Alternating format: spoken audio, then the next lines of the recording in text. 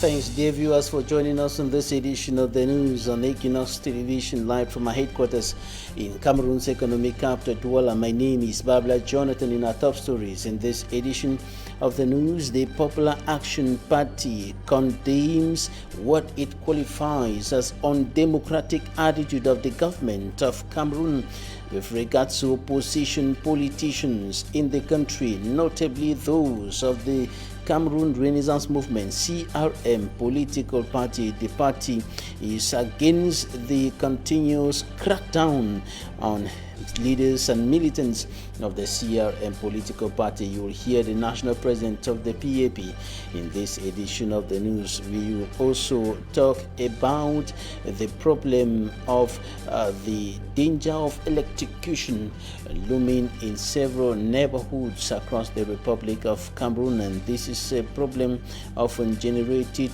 by falling electric poles which continue to lie on the ground and on roofs of houses for several weeks and even months before they will be taken off.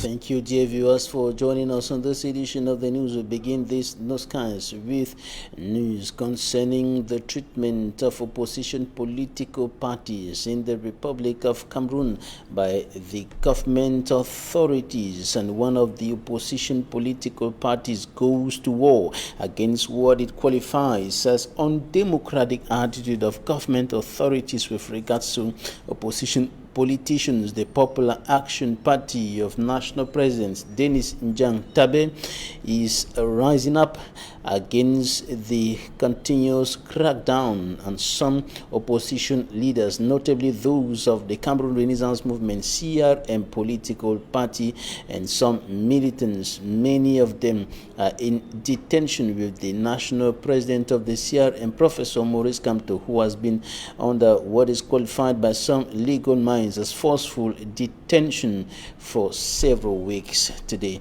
take a listen to this press statement of the national president of the Popular Action Party, Tabe Njang Denis. The Popular Action Party condemns in strongest terms the systematic repression of the BR regime on opposition leaders, notably some CRM leaders. We have taken a keen observation that for some number of months, weeks now, let me say since the 20th of September, there have been a systematic crackdown on CRM members, and the national president, Professor Maurice Kamto, who is being blocked from and be deprived from democratically expressing himself. And we don't know why at this stage, we at the moment where we felt that Cameroon is a democratic country, where we feel that the opposition are there to also chip in their own opinion, but we have been seeing rather a repressive attitude from the BR regime. So that is why we of the Popular Action Party, we are joining our voice to that of the other Cameroonians, home and abroad, to encourage our CRM partners that victory is already at the door and they shouldn't give up, that we are there with them in spirit, and we are very, very confident that the regime has once more exposed to the international community how unpopular, how illegitimate, and how the Cameroonian community, how Cameroonians don't really have confidence in them anymore. So that is why we are only looking at the point where we are asking for the BR regime to really turn down their resignation and give chance for a new democratic society in our country.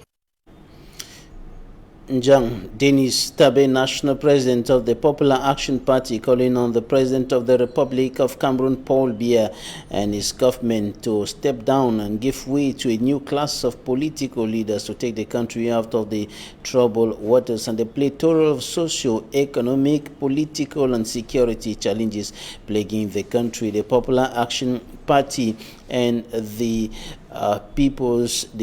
Cameroon People's Party, the CPP, as well as the Stand Up for Cameroon Civil Society, a platform, and other political entities have been fighting for a political transition in the country, and they think that the only solution, or the beginning of the solutions of the Republic of Cameroon, will be the resignation of President Paul Biya and other members of his government. But this is not accepted, as of course should be the case by those close to the President of the Republic, and of course officials and militants of the Cameroon People's Democratic Movement, the ruling CPDM political party, who say that they are committed and engaged in efforts to bring solutions to the problems plaguing the country, to develop the country, to take the country to emergence by 2035. And this is why they are going forward with other political parties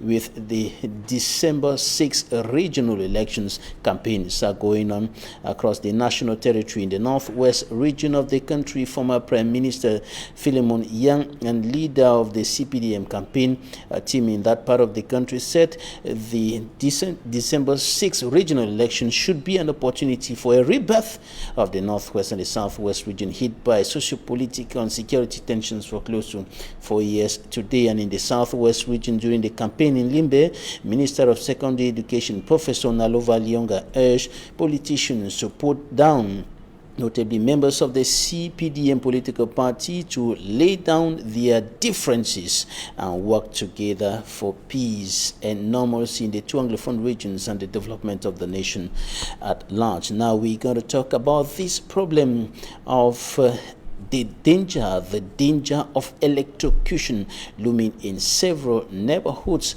across the city of Douala and other parts of the country. And this is a problem that is provoked by falling electric poles that are lying on the ground with cables, of course, some of them lying on roofs of houses, putting children, women, men, young people at the risk of electrocution. Sometimes the poles and the cables will stay on the ground and on roofs of houses for weeks and months before they are taken off. We take you to Bonaberi, Douala 4 subdivision. It is a case in point in this newscast. Inhabitants of Bonaberi, specifically those of Block 8, are now without electricity since Thursday. Over 15 one-hour electric poles have bowed down, a signal to the population and the new officials they merit retirement and replacement. These poles and cables are either on the ground or lean on the roof, fence, gates or wall of homes, putting lives in jeopardy. The electric poles are down, with the cable high tensioner is down. It's very dangerous for our children.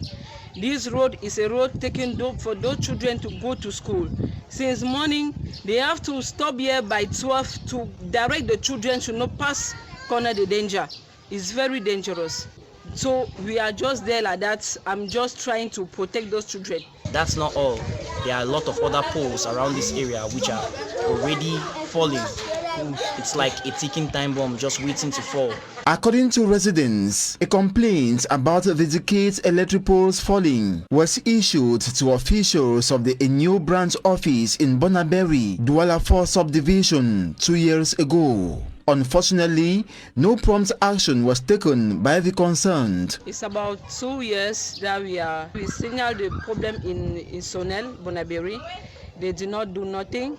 Those in charge will help us arrange the poles, try to bring in new poles and save us from the risk of being electrocuted, the risk of people not being able to get in with their cars. So please, just help out Equinoxe to talk to them, because Equinoxe, we know that everybody is watching Equinoxe. Then you are our our mouth. Contacting an official of the electricity production and distribution company, Equinoxe Television was told information of the fallen decayed electric poles and cables in Mabanda Block 8 reached the office with immediate action taken to dispatch a team to the scene to take stock of the situation as well as to kill the live cables on the ground against possible electrocution. The source also clarified replacing the worn-out poles will require a long period of time due to the complex procedure involved in obtaining poles from their main sources in the northwest and southwest regions.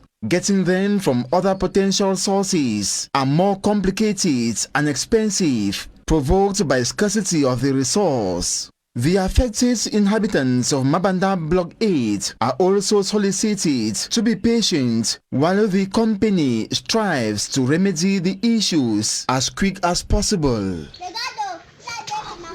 And latest information streaming into our newsroom from the electricity production company indicate that the poles that were lying on the ground and on walls of houses as well as the cables have been taken off, and the people indicate that this was a serious problem which was putting children, notably their children, at the risk of electrocution. On to something else now. Immaculate Fogo in the report coming up next takes a look at communication to children during crisis periods, and she says that some civil society organizations are urging parents to be a little more vigilant and to watch and take note of everything that their children hear or see in order to avoid damaging consequences of poor communication to the children in the nearest future. Details in this report. Many children living in the northwest and southwest regions have not been able to go to school for 4 years now due to the socio-political crisis in the regions. The environment, characterized by a series of gunshots, killings, burning of houses, kidnappings, and other atrocities, is having a negative effect on the psychology of these children who find themselves in such an environment. Some of these children who are less than 10 years old can confidently tell you that they have seen a gun or that there are gun exchanges in an area. So, how do we help these children is what is occupying civil society actors in Yaoundé. If the environment is violent, then the children will be violent. If the environment is peaceful, then the children will be peaceful. Children easily copy what they see. Parents are called upon to be vigilant so as to better protect their children's mental health. If a parent tells a child, "This is a corpse, never you kill someone, this house is burning, make sure you do not play with fire," they will easily copy because they see their parents as role models. The civil society organization known as Good Governance and Integrative Initiative, during a workshop held under the theme The Protection of Children's Rights for the Promotion of Peace and Integrity, brainstormed on what measures they could take in order to help parents in these conflict-hit areas. The government of the Republic of Cameroon and entrepreneurs of the public works sector are fine-tuning strategies in order to enhance the functioning of that sector and the activities of the entrepreneurs. This is what brought together the entrepreneurs of the public works sector and some officials of the Ministry of Public Works led by Minister Emmanuel Ganun Jumisi at the head office of the Cameroon Employers Union, JICAM, here in Cameroon's economic capital, Douala, today. And the entrepreneurs of the public works sectors are complaining over several difficulties that they are facing in the activities, including difficulties of access to financing, late payment of bills by government, award of many public contracts to foreign companies, and the use of foreign manpower and expertise at the expense of local engineers, local public works technicians who could do the same work or even better, according to some of the entrepreneurs who were speaking to Minister Emmanuel Ganun Jumisi today. And in response, the Minister of Public Works, Emmanuel Ganun Jumisi, took time to explain how the Public Works Department functions, how the public works sector is organized, and how contracts are awarded, the cost of contracts, and he also gave clarifications as to what some entrepreneurs have qualified as excessive increase of the cost of contracts, which go beyond the same contracts awarded to some of the companies in different countries. And the Minister of Public Works, Emmanuel Ganun Jumisi, took time to explain all of these to the contractors. Now take a listen to one of the entrepreneurs who spoke to us, and of course he is the Director General of Burns Roads Construction Company. And after him you will listen to the Minister of Public Works, Emmanuel Ganun Jumisi. Starting from financing of project, budgeting of project, the studies of projects, and many other problems that face the sector. Finances are usually limited. You have projects. The minister said it that we have 120,000 kilometers of roads to be done. You can imagine how much money it is. The government has just what is limited to be able to make these roads to function. So each year they put a package, but what has to be done is more than the package available, resources available. So only that part can be paid when it is done. So you find out that works are done, but not all are budgeted to be done. So you have a carryover of financing which goes to the next year. So that creates treasury problems generally for companies. Government needs to put more funds in road construction. Foreign partners come in when we have launched international, we are open the opportunity to everybody. And when the financing is shared between the government and the foreign partner, also everybody can submit his own case. But when the selection is done in favor of a foreign company, a subcontractor must be a Cameroonians. Subcontractors must be Cameroonian. This is being respected. For the payment, we are facing some difficulties, but we always paid. We always paid. I agree with you that we don't always respect the 60 days. After the 60 days, I'm sure there are so many payments still pending, but it's just because we are facing some difficulty, but the government always pays. And in the run-up of foreign news, Charles Kmer takes us to Burkina Faso, where Roch Marc Kabore has been re-elected president, to the Tigray region of Ethiopia, where the crisis between the fighters there and the federal government is worsening. And of course to Paris, where a police officer recently killed a black. At 63 years old, Roch Marc Kabore has succeeded in being provisionally re-elected for a second term as president of Burkina Faso. He won the first phase of the elections with 57.87%. Kabore's priority will be to enforce security in Burkina Faso, which is a potential target to the jihadist Islamist terrorist group which attacked a restaurant and a hotel in the country's capital Ouagadougou in 2015. Major opposition candidate Edi Komboego says he trusts the institutions put put in place by Burkina Faso's government and congratulates Kabouri for his victory. A victory which can be contested because the Constitutional Council is still to validate the results, and the opposition candidates have 7 days to file an appeal if they wish to contest the results.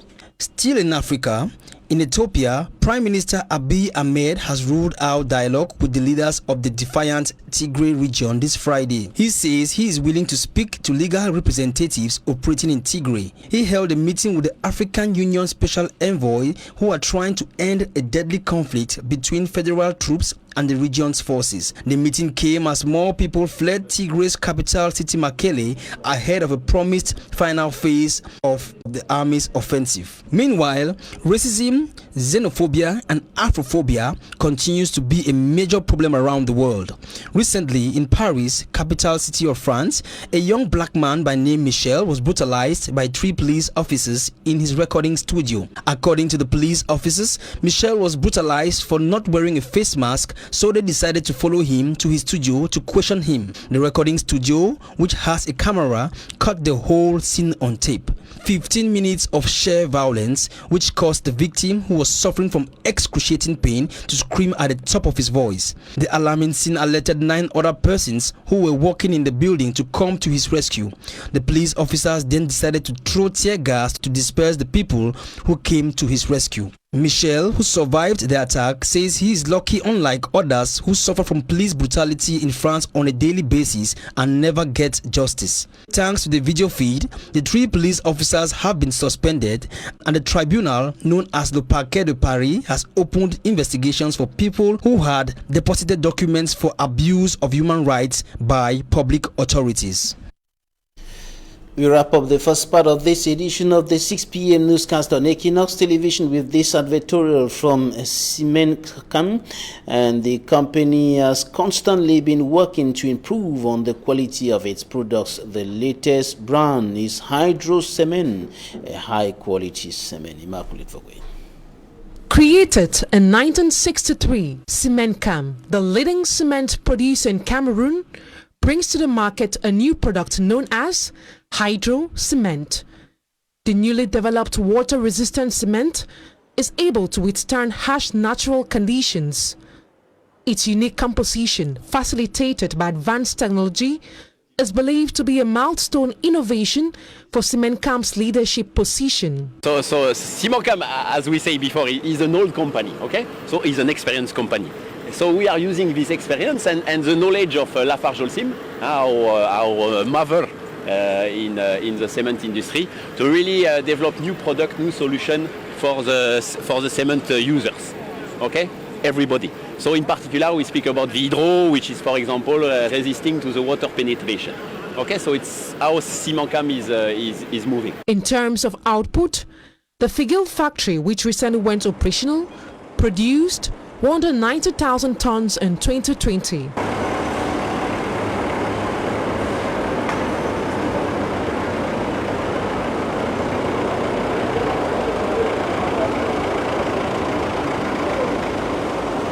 While that of Domayos, which went operational in 2019, realized 500,000 tons over the same period.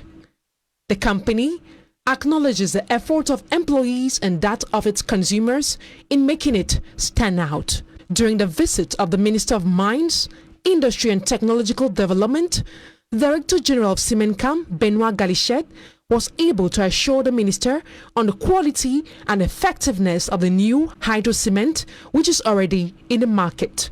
So we are happy. We are always happy to have a minister to visit Cementcam. So because we can explain him a little bit what we want to achieve in the future, what are our targets, what is our vision, and second, we can explain him what still needs to be done in terms of legislation or what is still blocking us today to further develop. Cementcam has been able to stand out in the highly competitive cement market as it tactfully respects its vision. Vision of Cementcam, we are today the leader, but we want to stay the leader. We want to become the model. The model for every construction material in the future. Cementcam, the leading cement company ready to attend to all your building and construction needs. Hydro Cement, your #1 water-resistant product, is here for you. Talking Point is up next.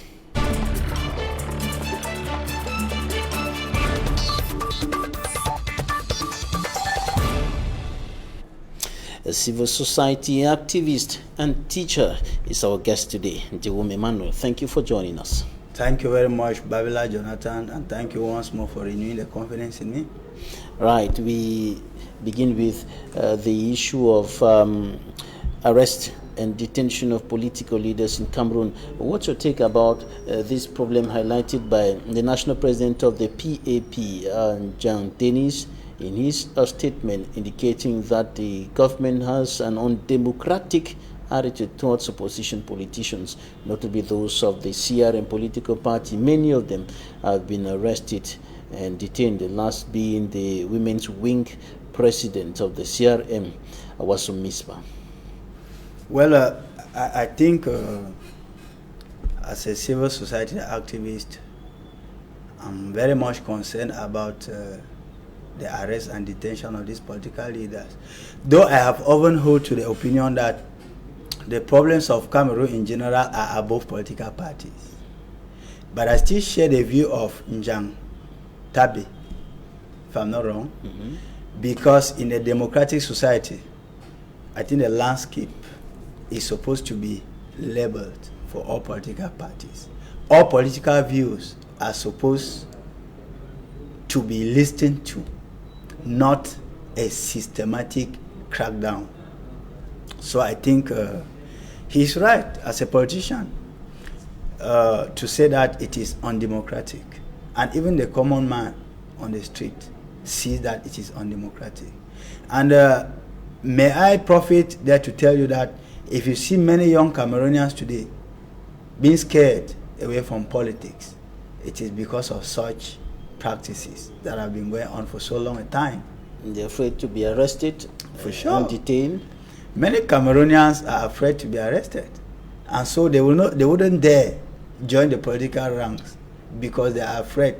If their ideology is contrary to that of the government in place or the regime in place, they find themselves in Konigi.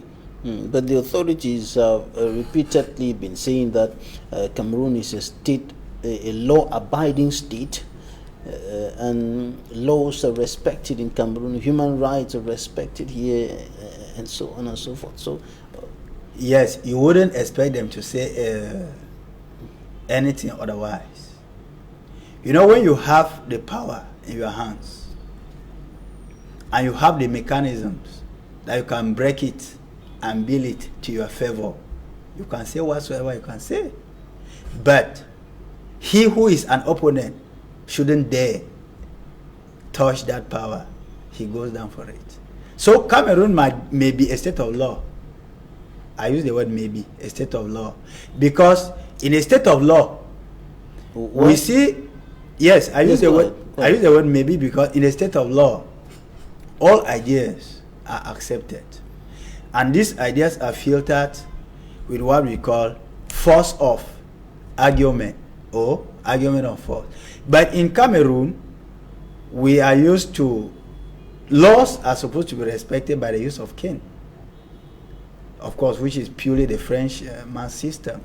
If you go back to the period of colonialism, and those are the spirit out of imperialism in Cameroon. Laws are supposed to be respected, but is it just an issue of... Okay, now one thing before you come in, Babila, laws are supposed to be respected by who? Are these laws supposed to be respected only by those who are opposition, or only by those who are common people, and they should not be respected by those who are in the ranks of the government? Because you will bear witness with me, you have seen many government officials in these countries who have violated the laws outrightly and they have gone free.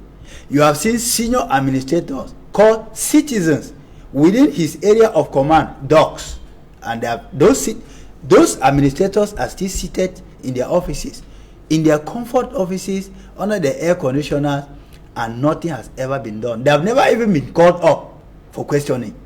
Is that why you tell me it's a state of law? Is that how law-abiding citizens should be? No, I don't think so. Are you saying that the laws are not being respected in Cameroon? No. The first lawbreakers in Cameroon are the lawmakers. And so, since we have to teach the lawmakers or those who are supposed to implement the laws? Those people are supposed to implement the laws, even plus the lawmakers. Because at times you see parliamentarians, like the recent incident, you see a parliamentarian just goes into the market because he has power. He's a lawmaker. Those who are supposed to implement the law are those guiding him. You can fall victim of any little crime and you end up behind the bars. Is that how in a state of law abiding citizens should be? We have to learn from above, not from the bottom, Mr. Babila. A teacher teaches with examples, and a learner only practices what the teacher says because the teacher is God. So if lawmakers and those who are supposed to implement the law are the first people, are on the front bench of the law breaking, who do you expect now to respect the law? So there's a kind of cacophony here. The problem is it just about not respecting the law, or it's also about some kind of targeted actions, political maneuvers? Because on the other side, the authorities are saying these people we are arresting have violated the law. These people we are arresting have violated instructions from administrative authorities. They took to the streets even after the administrative authorities say no, don't do that because it's going to jeopardize public peace. They still went ahead to do so, and many of the people find themselves in such situations. You are pushing me to talk in the place of the politicians, but I prefer to talk as a civil society activist whom in his everyday life cut across many ideas with many people. These people you are saying that went to the street, I think our constitution guarantees us to protest. And these people, till death, I stand to be challenged. If any public edifice was broken or was attacked. But then, these same people who are within the ranks of the ruling party, you will discover that these same people, at times, here in Douala, the national road is blocked because of their festivities. People, even ambulances, are unable to run past to the hospital because there is a CBDM rally going on. Even though most at times they take horse. But during periods like elections, even the route, they're on the road practically. So I agree with you in total that the political crackdown is a political strategy to muzzle down any opposition party that still wants to be breathing in Cameroon, so that we can gradually go back to a one-party state. Well, whatever the case, the President of the Republic, it is under his reign that multi-party politics came back to Cameroon, that we had a return to multi-party politics, and he's been standing for that. But you seem not to agree with the point of view that the party is or the country is functioning like a state should function. No. Look, when you talk about multipartism, I think one thing should be clear here. You see, we have CPDM party satellite parties in the name of opposition parties that are working for the CPDM. In this your studio a month ago, a member of such satellite parties even said the president would have gone ahead to declare a state of emergency in the northwest and southwest and clean the land once and for all. That's an opposition. And again, if Cameroon political landscape was in a normal balance, you would understand that we wouldn't have been having up to 350 something political parties. This is total political distraction for those who even admire politics. Today, if I don't admire politics today, It's simply for the fact that I've seen all these satellite CBDM parties, that all these parties who call themselves, 90% of them are parties intertwining with the CPDM party, and so we don't call that opposition party. On the 6th of December 2020, electors saw the voters, notably the councillors, will be voting in the regional elections, and according to Philemon Yang, former Prime Minister, this should be an opportunity for a rebirth for the northwest and southwest regions of the country, with the implementation of the special status and other dispositions of the new decentralization code. And do you really think that this regional election can be an opportunity for a rebirth, for a change of things in the northwest and southwest regions? Oh la la, Mr. Babila, I want to tell you, let me be very succinct with you here. We have had many elections in Cameroon, and these elections have rather aggravated the problems of Cameroon than solving them. Let me remind you that in 2018, there was a presidential election in this country, which was highly and is still highly contested till date. It was titled that is new opportunities, mandate of new opportunities. Till today, we are yet to put a finger on one single new opportunity. Legislative came, they said they were supposed to give powers to the people because the people have long been asking for powers. You know how the elections went, and some people came out and no, we are mayors, we are parliamentarians. Till date, we have not been able to place a finger on a positive action carried out by these people. And so what makes you think that regional election will solve this problem? Look, this regional election, listen, Mr. Babala, those who are close to the President of the Republic, or some of those MPs will tell you that they have done this, they have done that, they have done that. These are the achievements for this number of years or months. When you are a parliamentarian and you are representing the people, it is the people who tell the public that this is what we are feeling from our parliamentarian. You don't go use all the media to tell the world that I have done this, I've done that.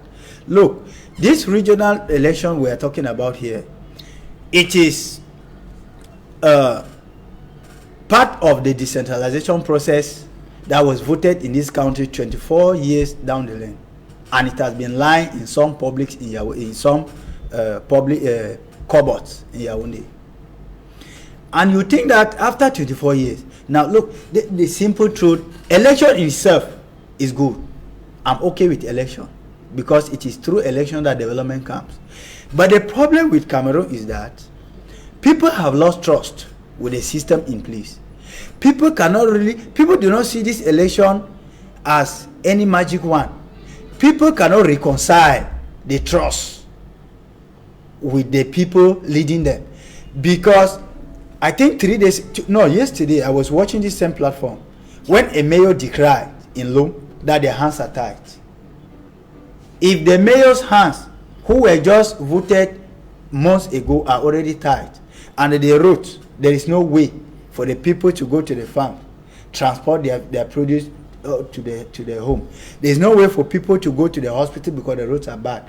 What makes you think that regional election will spring a magic? Will that not change after the implementation of the dispositions, the content of the new decentralization code, which, according to some analysts, hands a little more powers to the local authorities and even the means to be able to carry on with the different projects?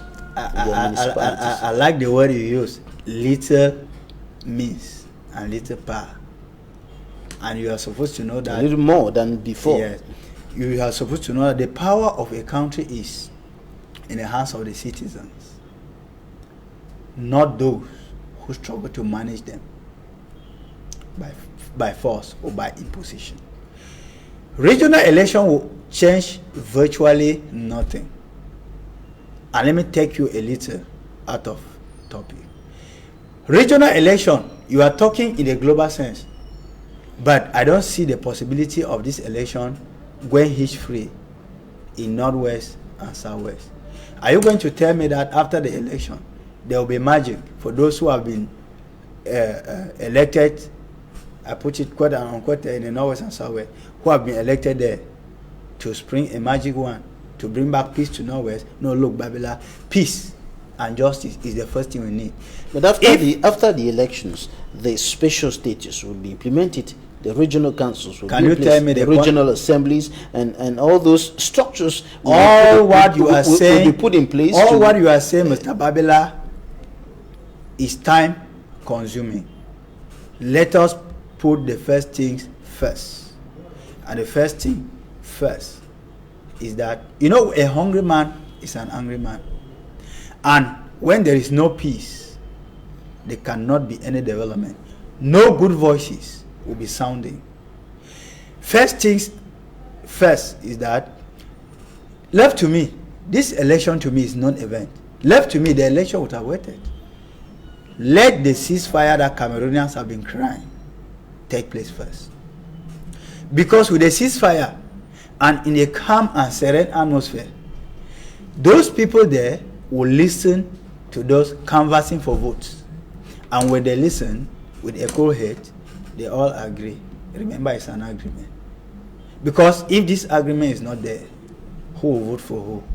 And who will rule who? Who will listen to who? So remember the last time I was in this studio, I told you that guns don't talk.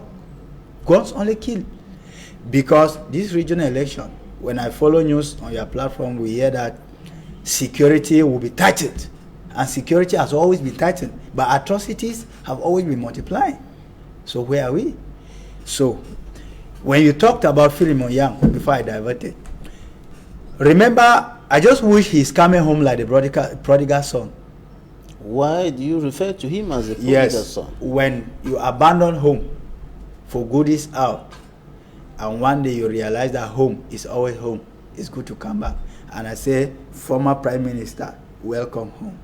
He would have said that if he was still in the ranks of the government. Because if he says this region has been abandoned for 30 years, it means he has contributed very well and seriously too for the damage of his region. But thank God, it is never too late to make a positive turnaround. It's never too late to make a positive turnaround. So, in your opinion, the elections will certainly hold.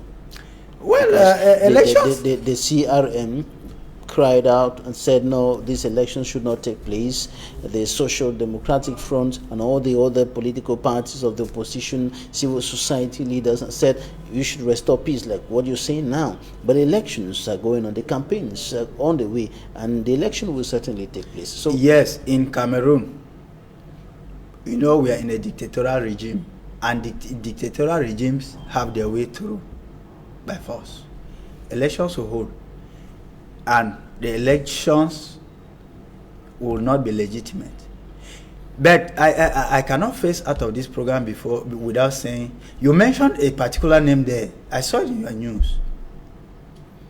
Professor Nalova Lyonga saying that they should bury political differences and forge ahead with the elections for peace. So for all the time that she has been in the government, she knows very well that it is their political differences that has prevented these regions from being developed. Look, let's stand up and be serious in this country. I think even if we are in this mess in which we are today, personally, I have a phobia for this lady, because women are believed to be soft-hearted people, but her case is very different.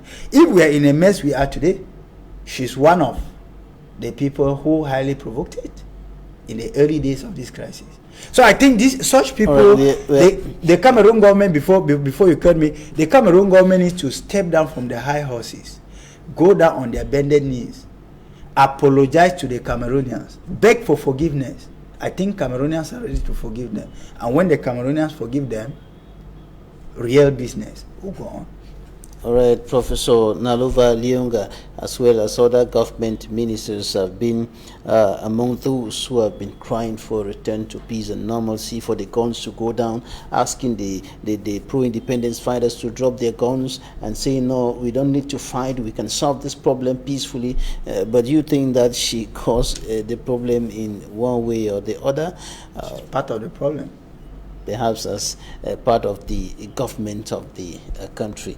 And this is where we're going to draw the curtain on today's edition of Talking Point. Ndiwum Emmanuel, teacher, civil society activist, thank you for joining us today. Thank you very much, Babila. But I want to tell the people of Norwest and Southwest that human leaders can fail us, but the divine leader will never fail. So there is still hope. Courage, my people. There is still hope. Thanks, ladies and gentlemen, for staying with us. That's it for today.